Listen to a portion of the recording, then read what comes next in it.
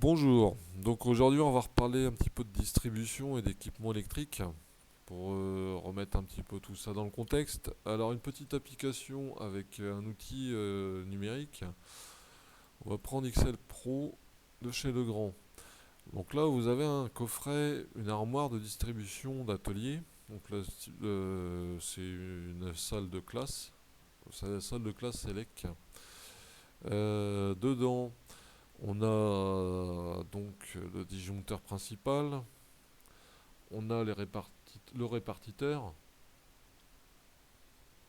les différents disjoncteurs, dont certains équipés de leur protection différentielle, la barrette de terre pour les connexions. L'enveloppe métallique est reliée à la masse. Alors, au-dessus, on voit le bout du coffret. Donc ça, c'est le disjoncteur principal. Je reviendrai dessus. Les disjoncteurs modulaires, donc des 4 pôles. La deuxième ligne avec les différentiels. Vous avez le coffret, en fait, on a un coffret en plus qui se trouve au-dessus de l'armoire. Il y a un transformateur qui sert à faire du 230 volts de plus de 400 volts pour les démarrages étoiles triangles. Donc ils ont créé un régime de neutre, un régime IT. Donc on a parlé un petit peu des SLT. Donc les SLT, je reviendrai sur une vidéo dessus. Donc là c'est de l'IT et ensuite vous avez la protection qui va avec le disjoncteur. Ensuite on se retrouve avec le plastron de l'armoire qui a bien vécu. Donc il y a eu un moment où il y a dû y avoir une remarque je pense quand même des organismes de contrôle parce que les étiquettes elles sont relativement récentes. Et voilà, donc ça a été rajouté. Typiquement en fait les organismes de contrôle ils aiment bien que ça soit relativement clair, ils ne demandent pas non plus que ça soit parfait mais ils ont une tolérance quand même. Mais là quand vous voyez CC marqué ici et CC marqué là, alors vous savez peut-être que c'est en continu mais vous savez pas ce que ça alimente. Donc là, ils ont demandé d'identifier. Il y a une partie de la chose qui a été faite. Ce qui reste à faire, c'est le schéma. Donc on va le faire nous sur Excel Pro, hein. Voilà. Donc ça, c'est pour la partie du chantier. Donc le coffret à repérer. Le schéma, il y a un morceau de schéma ici, mais il est plus 3 jours. On va aller tout de suite sur Excel Pro. Donc je vais basculer de logiciel. Ça va faire un petit peu bizarre. Voilà, désolé. Voilà. Donc XL Pro. Donc lui, c'est un logiciel fourni par Legrand, hein. Il n'est pas trop mal. Pour faire des applications résidentielles, c'est parfait. Pour faire du petit tertiaire, ça irait. Après, ça peut devenir un peu plus compliqué. Surtout au niveau du choix du matériel. Là, en fait, je me suis rendu compte en essayant. Donc là, je suis sur la version 400 ampères. Donc celle-là, elle est gratuite. Il y a la version 6300 qui est payante, je pense. Il faut un numéro de licence, donc ça va être payant. Et en transfo, là, je suis limité. Je peux pas mettre un transfo de 10 kVA. Donc je pense que c'est à cause de la version. Vous avez quand même déjà pas mal d'équipements. Donc quand je dis que ça suffit pour du résidentiel, enfin même du tertiaire, il y a quand même déjà pas mal de choses, hein. Donc on retrouve les délesteurs, les minuteries et les rupteurs, donc des choses qu'on emploie en résidentiel et en tertiaire, même dans d'autres applications. Donc les auxiliaires de commande, les boutons, les prises, hein, bon, tout un petit peu des choses comme ça. Produit de câblage, bon, donc il y a quand même pas mal de choses. Moi ce qui m'intéressait, donc déjà c'est de refaire ma distribution, donc de refaire un schéma, qu'on verra après. Donc j'ai rentré toutes les références de mes équipements.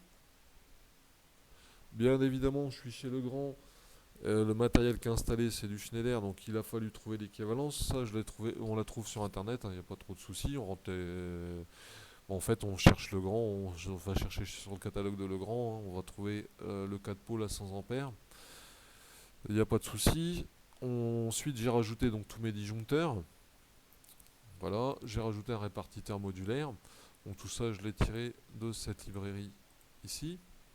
Donc il y a plusieurs appareils, il y a aussi l'éclairage de sécurité. Mais pour le moment, on fait que notre armoire, hein. Donc voilà, une fois que j'ai mis tous mes équipements dans la nomenclature, moi je vous conseille vraiment de tout mettre dès le départ, c'est plus simple. Le rangement, alors ce qu'ils appellent le rangement, en fait, c'est plus la hiérarchie, on va dire, de la distribution. Donc le disjoncteur principal en tête. Alors c'est un peu étrange ici, dans l'application, bon, ils ont mis un disjoncteur. Normalement, on mettrait plutôt un interrupteur. Je vais pas trop me plaindre, je suis pas sûr qu'il y ait l'interrupteur. Si, interrupteur sectionneur de puissance, il y avait. Normalement ici en fait, ouais, en tête on aurait mis plutôt un interrupteur. Le disjoncteur, on va dire qu'ici j'ai mon armoire principale. Normalement le disjoncteur il devrait être dans l'armoire et ici je ramène sur un interrupteur sectionneur. Pourquoi on fait ça? Parce que ben, le disjoncteur qui est placé là, il va protéger donc l'armoire, mais aussi le câble. Tandis que là, celui qui est ici, il sert qu'à protéger le bout de câble que vous avez là entre les deux là. Donc ça fait un peu cher la protection. Bon après, il y a des fois, on n'a pas trop le choix, il n'y a plus forcément la place, ou il y a peut-être une explication.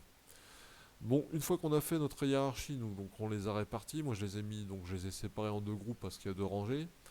Une fois qu'on a mis ça en place, ben, il va nous faire le schéma automatiquement.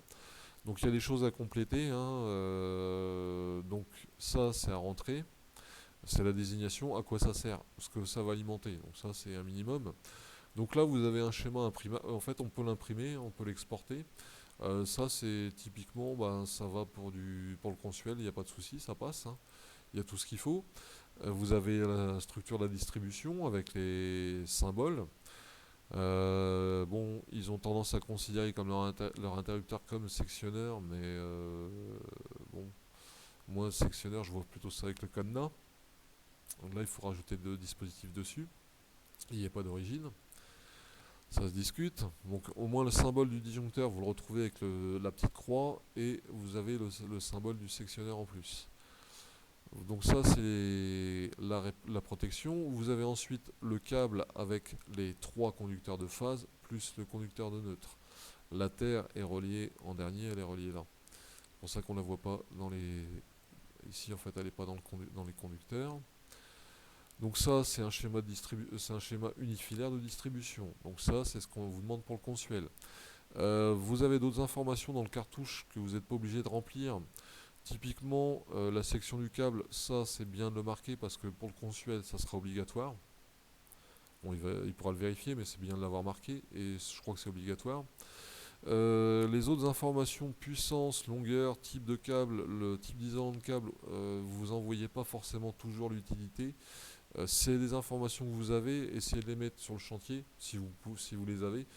Ça fera plus rempli, un peu plus professionnel, on dit entre guillemets, mais c'est surtout que les gens qui repassent derrière, bah en fait, ils ont besoin de ces informations-là pour faire les calculs de distribution.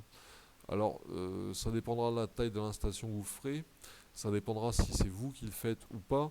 Normalement, c'est des calculs qui sont avec des logiciels en fait, qui sont agréés.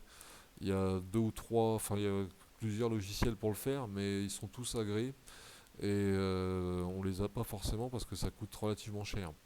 Donc je crois qu'il y a Ecodial qui doit être agréé. Il y en a deux ou trois autres, on va rester là-dessus, hein.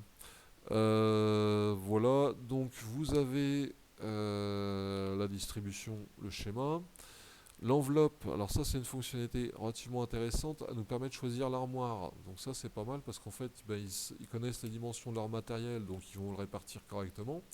Nous, on aura juste à regarder à la fin qu'on a bah, ce qui nous reste en réserve suffisant.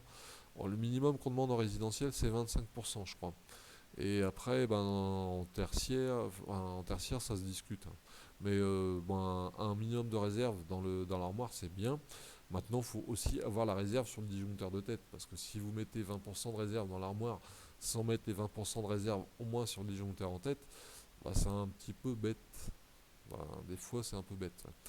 On en rediscutera quand on fera la distribution et les bilans de puissance. Donc voilà, ça vous permet de choisir, bah, il y a quand même des options, hein. On peut choisir la clé pour l'armoire, donc je vous ai conseillé d'éviter la 455. Ça c'est une clé qui est relativement répandue, même les opérateurs dans les usines, moi je les ai déjà vus dans les mains. Normalement c'est pour les arrêts d'urgence, donc quand on réactive un arrêt d'urgence, on sait ce qu'on fait. Donc normalement c'est pour les électriciens, ou les gens qui sont habilités à faire ça. Donc c'est un peu anxiogène. Maintenant, donc, si vous voulez pas qu'on aille dans vos armoires, vous prenez plutôt des clés que tout le monde n'a pas. Donc évitez de prendre des trucs trop halogènes parce que ça, c'est pas dit que tout le monde les ait. La 405, normalement, les électriciens, ils ont les deux, hein, ils ont celle-là et celle-là. Donc je vous conseille de ne pas mettre une 455. Visualisation, donc ça, bah voilà, il a encore modifié. À chaque fois, en fait, il va modifier. Donc ça, il faut vraiment le faire en dernier. Une fois que vous avez terminé votre projet, vous avez vraiment tout implanté, hein. Faut surtout pas repasser par la case enveloppe entre guillemets. Ici dedans, en fait, on va mettre nos départs, comment on va les mettre sur dans notre armoire. Donc pour ce que ça représente ce que vous aviez sur les photos, je vais remettre ça dans cet ordre-là. Voilà, voilà. Et il n'y a que celui-là, en fait, je peux pas le faire tourner. Voilà. Donc ça ressemble un peu plus à ce qu'on avait sur la photo, avec les différentiels sur la deuxième rangée, le bipolaire qui était ici, et le tripolaire qui est là pour le transformateur. Ensuite, vite fait en fonction les étiquettes, bon je vais pas m'attarder dessus, hein, donc c'est à imprimer et copier-coller, donc ça va dans leur porte d'étiquette à eux je pense en standard.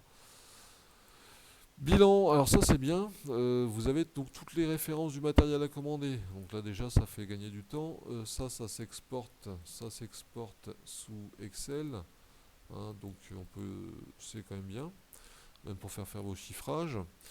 Dedans vous allez chiffrer votre matériel, donc là on met pas de marge, donc on doit pouvoir jouer sur la famille d'Hermis pour ajouter sa marge. Le chiffrage il est segmenté, bon c'est bien, c'est des fonctionnalités en plus, hein, je ne suis pas allé trop voir dedans. Matériel remise de grand, donc voilà, ça c'est pour faire vos chiffrages, le bon de commande pour commander chez Legrand. Le récapitulatif technique, vous avez toutes les informations, donc le coffret avec la porte, le barillet, donc ça c'est des informations, je les ai pas saisies moi en fait, c'est le logiciel qui me les a rentrées quoi. Une fois que j'ai choisi mon enveloppe, il m'a mis tout ça, donc c'est relativement pratique, donc je ne vais pas faire confiance à 100%, mais avec ça en fait déjà vous savez où chercher dans le catalogue. Ça vous fait gagner du temps quand même. Voilà, donc le bilan de l'affaire, bon après ça c'est une question financière, donc vous mettez le coût de fourniture de câblage, les coûts, ça vous permet de faire un devis. L'arborescence, j'en ai pas trop parlé, je vais essayer dans une deuxième vidéo, j'en parlerai. En fait, on peut mettre une hiérarchie entre des coffrets, donc on avait un premier coffret, on va dire principal, et on pourra avoir le coffret, celui que je vous ai montré en dessous. Voilà, le dernier onglet c'est pour les communications. Pour le moment j'ai pas utilisé, donc c'est surtout si vous avez des bus de communication entre les armoires. Donc maintenant avec la domotique et en industrie sur beaucoup d'applications on a des bus de communication. Bon je pense pas qu'on aille sur du CAN ou des choses comme ça, mais bon s'il y a la fonctionnalité communication, elle y est. Voilà. Donc ça c'était la présentation de Excel Pro 3. Donc c'est sympa. Pour faire ces schémas, calculer son armoire, c'est déjà bien. Ça vous donne une idée de la taille, hein, même pour prendre chez d'autres constructeurs. Ça prend pas beaucoup de temps, donc je pense que c'est un outil qui vaut la peine quand même d'être vu. Il est gratuit, donc ce serait bête de s'en priver. Bon, maintenant il a ses limitations, hein, donc je vous ai pas montré, mais vous pouvez rajouter sous un différentiel, vous pouvez rajouter 10 disjoncteurs, il s'en fout, il ne va pas vous dire qu'il faut pas le faire. Donc il y a des choses à savoir, mais non, globalement, bon, c'est relativement intéressant et ça fait gagner du temps. Voilà, bonne journée.